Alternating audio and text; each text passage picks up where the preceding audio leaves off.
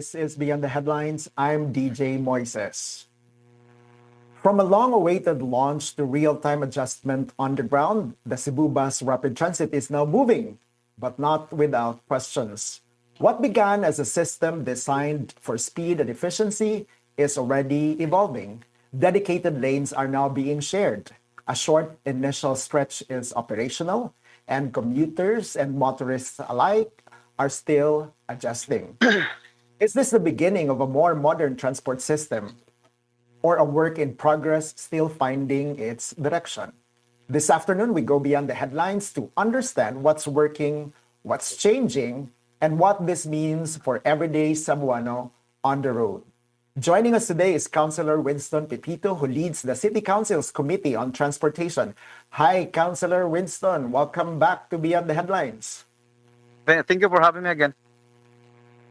Sige, and thank you for making time for us. It's a holiday and it's also lunchtime, but you are with us. Salamat.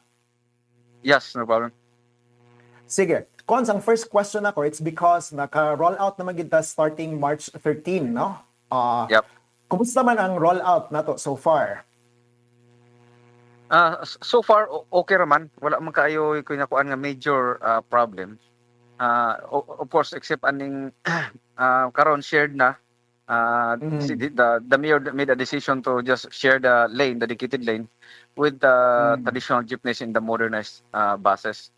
So that's what's happening right now. And now that ang sorry, Cons, padayon. Yes, please continue. Yeah. Okay. So now, Cons, na at least operational na ang stretch na 2.38 kilometers, although it's a little bit shorter than that because this is still from Cebu Cebu South Bus Terminal to Fuente, no? Ang ato ang dedicated lane. So, is this really going to be will it really deliver on the rapid side of the Cebu Bus Rapid Transit na name? Well, let me talk about the sharing of the lane. During Sige. this partial rollout, I think that makes sense a little bit. I think because the dedicated lane was underutilized. So I think okay raman siya nga i-share for now, but there are gonna be some the consequences for that upon. No, so I think they're managing the traffic management is okay for now. Dito yun lagi pahunong ang mga jeepney sa katong mga BRT stations, which is good. I was worried nga bisag asa lang sila mohunong-hunong. We have traffic enforcers manning the area, so okay raman hapsay raman pod. And hopefully dili pod mapareho sa pamaagi before nga ang mga jeepneys bisag mag-overtake lang ba. Kaya supposed to be ang ang concept sa BRT is magsunod-sunod sa dili walay there's no overtaking dito. So ang hopefully sa kaninga tabo karon dili walay mag-ilugay sa pasahero na una mag-overtake siya para makakuha sa una og pasahero dito sa station. So that's a possibility, but we have traffic enforcers there. I hope that's being enforced properly, and it's also gonna be because of this, they're gonna be competing against also the C-bus. So I'm not sure sa economic impact ana sa ilaha pod nga sila man ang ruta unya naanay nagcompete sa ilaha mga pasahero po diha. So I will have to talk to the operators unsay ilang mga feedback pod sa karon nga naanay shared lane diha. And then, Cons, we will go over eventually on bitong the feedback that we're getting on Sunstar page, no, specific to this one. But preliminarily, Cons, given what you just said, but ako'y nahinduman, na any comment dito, Cons, na kanang specific designated bus stop, which is a good discipline and practice. No? It's about time that kita makaton gid not to just stop anywhere, no, but really adhere to the bus stop. Pero ang question po nila, Cons, is this the same expectation also to the jeepneys and it's not just for the buses? Yes, mo stop yun dito ang mga buses. At least diha lang sa kanang street sa package 1. O diha sila strictly mohunong sa kanang station sa BRT ang kanang mga jeepneys. Okay. And then the other questions also na ma-remember na ko, Cons, is the hybrid setup ba just temporary, or this is something that we can expect until the entire stretch is completed? I'm sure dili ni siya mapadayon ni siya until nga mapas nato ang LPTRP pass in implemented. The LPTRP, the rerouting, we have the ordinance for routing sa mga jeepneys. So so kani nga ordinance na adito nga dili na sila mo compete sa BRT lane. So mawala na jud diha pod ang mga jeepneys eventually once na napasar ning ordinance, kaya naa naman sila pakapagmuruta nga ilahang pag-aagian para mahimo kay mga daghan namang mahimo mga BRT mga feeder lanes. And then So, the other... Padayon, Con, sorry. So once ma-approve na to, ma-implement na ang LPTRP, so naa di changes diha na pita, so I don't expect a lot of I don't expect a need for sharing sa dedicated lane. Eventually, no, once that is also kanang completed and enforced. Yes. The other thing also, Cons, out of curiosity, kanang in murag the inauguration of the Cebu Bus Rapid Transit was also kanang postponed several times, partly because of the availability of the president back then. The president was already in Cebu several days ago. Why was there no still inauguration of the CBRT? And partly probably because the nag-start naman og operation ang BRT, so wala na di need for the president to do anything unless siguro na anay maybe inauguration po sa pag-start na po tingali sa laing phase sa project, if that ever happens ba. And then, Cons, kanang just to engage also the feedback coming from our viewers, will show you also some of the comments, no, that we also got from the Sunstar page. So can we yeah, let's look at them one by one. Okay. So sige. So kani Cons ba, murag, I think, sige, I will not go over each of the comments na lang, no? But what we can see here from the Sunstar page, medyo daghan gid sila kanang pangutana in terms of the implementation. Some of the commuters actually that express their views here actually, Cons, in the overall would actually say that having a mixed lane, having the jeepneys use the dedicated lane, this also results to kanang defeat of the purpose of why we have a bus rapid transit. What are your thoughts about this one also, Cons? Kay murag kanang common theme gid siya if we go on the comment section also of in Sunstar. Yes, I agree with the observation. Okay, ang worry nato anay basin anad na niya ang mga tao ba nga maglusod na hinuon na pud ang gobyerno, depende sa ilang political will nga pag dili mo paagi og jeepney diha sa dedicated lane. Tinuod na siya nga kay dapat na siya dili na noon siya predictable ang mga buses kay naa may daghang galinya nga mga jeepneys. But I also understand the one of the mayor, the purpose of the mayor kay while we don't have the LPTRP is still being discussed in the council. So ato na sa tagaan sila og mahamugaway ang pag-agi sa mga jeepney nga di sila ma-stuck sa traffic dito while the dedicated lane is still underutilized. So I think that's temporarily more pa ni sa temporarily. Pero ang pag-manage sa expectation niya sa mga tao na ang base mo na nila nga dili man wala ni pulos ni ang project kay kanang dili man siya dedicated, pero karon dili man gud siya predictable pa ang mga C-bus, ang mga BRT buses tungod sa na traffic po sila sa mga mixed traffic nga mga areas nga utong wala pa nahuman. So I think this works for now. This work, so pero eventually dili jud dapat siya magdugay nga kuan once na pass ng LPTRP unya para ma-manage ang expectation sa mga katawhan. And then the other one here actually consists on the return of our investment or ROI. My understanding actually consists this is already 97% paid, no? And the total cost of package 1 is 1 billion, correct, Cons, no? That's about right.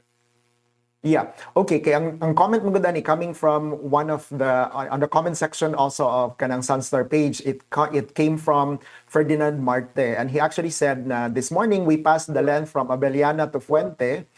We counted only 3 people in the BRT stations waiting for the bus. Of course, the outer lanes are already piling up with vehicles. If only very few people use the BRT stations, then this project is a complete waste of time and money. Ang question niya, Cons, is was there a study to determine if the public will actually use the stations? Or maybe it's too early to tell? Naa dyan na study, dili man jud ta mohimo ang especially ang World Bank, dili jud na sila basta-basta mohimo og mga projects nga walay study. Actually, they invest like millions and millions of money just to conduct a study before sa kanang implementation sa project. So na ituro study ana if just in case nakita sa atong time maybe dili sa peak hours. Unya, you have to keep in mind nga kanang stations diha sa tulo ka buk nga stations. Wala na siya tao na wasabot nga wala na sakay ang mga buses.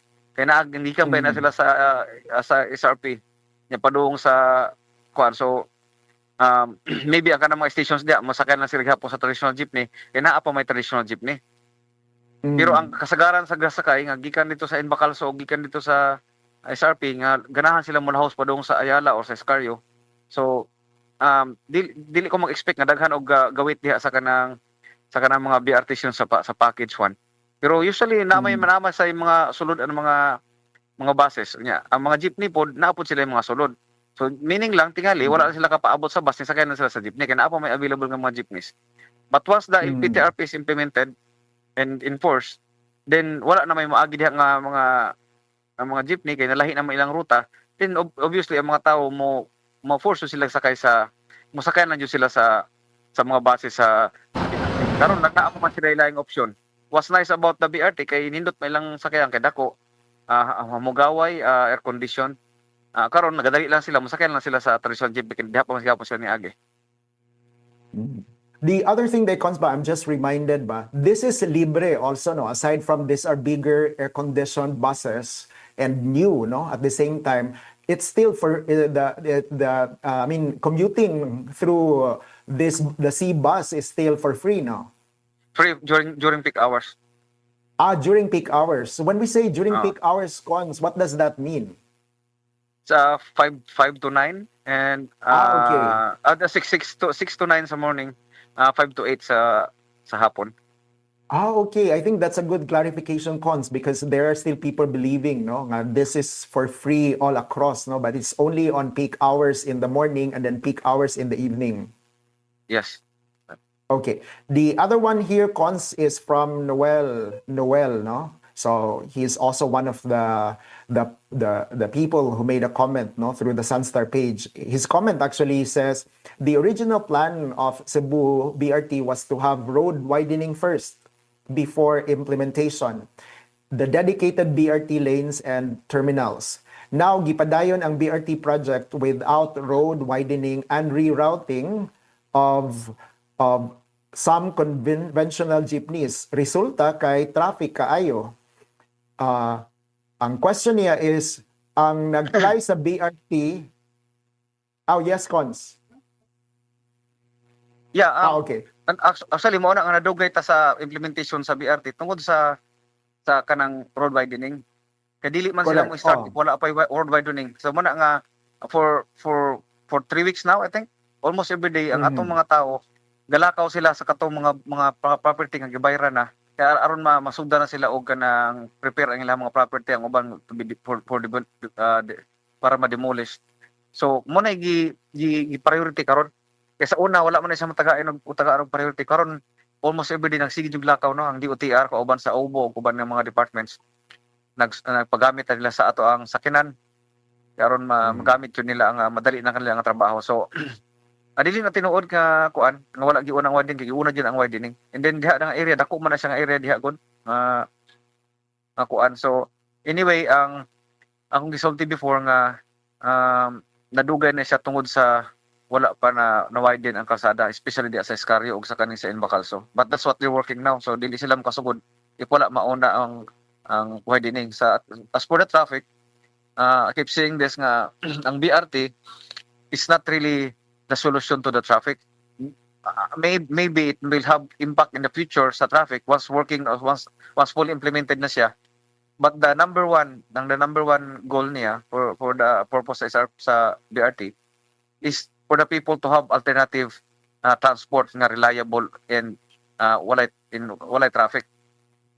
So mo na siya ang pinaka number one goal niya. So if trapikan ka, if masakay ka sa BRT dili na ka ma-traffic. So mo na siyang goal niya para ang tao ma-discourage na magsigid dala og sakyanan private car. Kani last na lang cons na I will read from our viewers, no?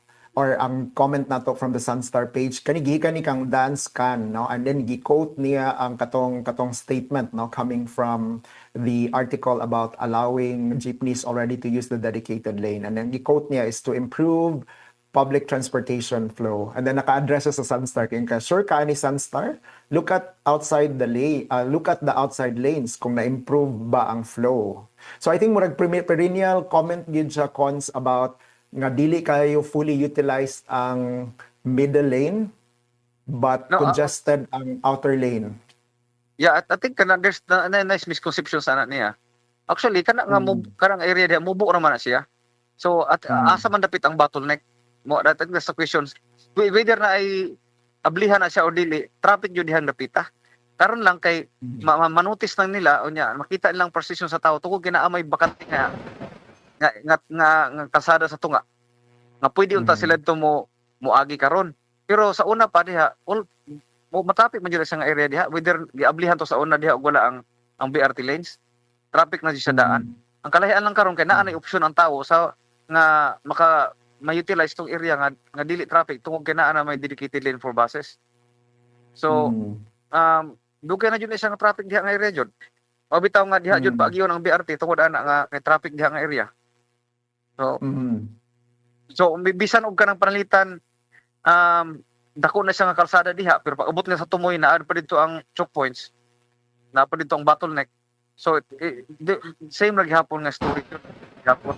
So muna nga importante jud kay nga naatay mass transport which is ang BRT mo na pinakanindot nga solution kay it's supposed to be cheaper, easier to implement and it's very flexible. Sadly So, wala current jud cons- man until now. Yeah. Current cons kay because I understand nga this is still just package 1, no? And this is just one part of the entire 13-kilometer nga stretch from Il Corso to IT Park, no? Ang kuan na lang nato cons on the moving forward kanang what can Cebuanos expect for the next 3 to 6 months na lang, no? About regarding this situation karon. Sa 3 to 6 months marag mamaor gihapon no. I think ma-share gihapon na siya kay I think ang LPTRP mutig pud anang time 3 to 6 months ang approval. So I don't expect any major changes during that period of time kanang 3 to 6 months. Kana po diha dapita mo expire po ang ato ang loan sa World Bank. So hopefully before to mo expire nanatay lain pud nga mapuli which is nagsaligaw jud taan ni sa national government and maybe we can have some negotiations for PPP kanang private partnership.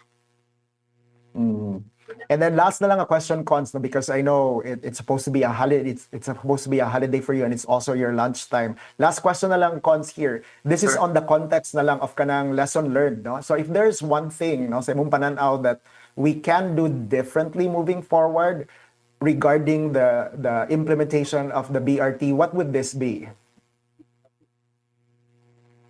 I think sa ato ang mga politicians matod pa sa DOTR the reason nga grabe ang delay sa ato ang implementation sa BRT is because of the LGU atong mga politicians samot na og na ay changes sa administration na mo naan na po additional delay na po. So hopefully sa next election ang tao makita jud nila ang atong mga politicians na committed sila na they have to demand from the politicians nga priority usay mga problema, and one of our biggest problems in the city is ang traffic. So they should ask the kisa man tong managan manggali next time nga they should be committed to solving the problem, especially kina mga dagko nga mga problems sa ani nga kay LGU jud tinuod. Bisag ako karon sa experience ako karon ang mga delays tungod jud sa LGU. So ang national ang actually ang national karon nag usahay mo ma-frustrated sila og ma-disappointed sa kalangay sa LGU. Sige, salamat kayo, Cons, for your candor, for your insights, and also for making time for us once again. Salamat kay Cons. All right, no problem. Anytime. So that was Councilor Winston Pepito, no? He leads the Cebu City Council's Transportation Committee. So the Cebu Bus Rapid Transit is now moving, but like any transit in transition, it is still finding its rhythm. The system may still be evolving, but the direction we take from here will define its success. I'm DJ Moises, and this has been Beyond the Headlines. Happy Friday, and have a good afternoon.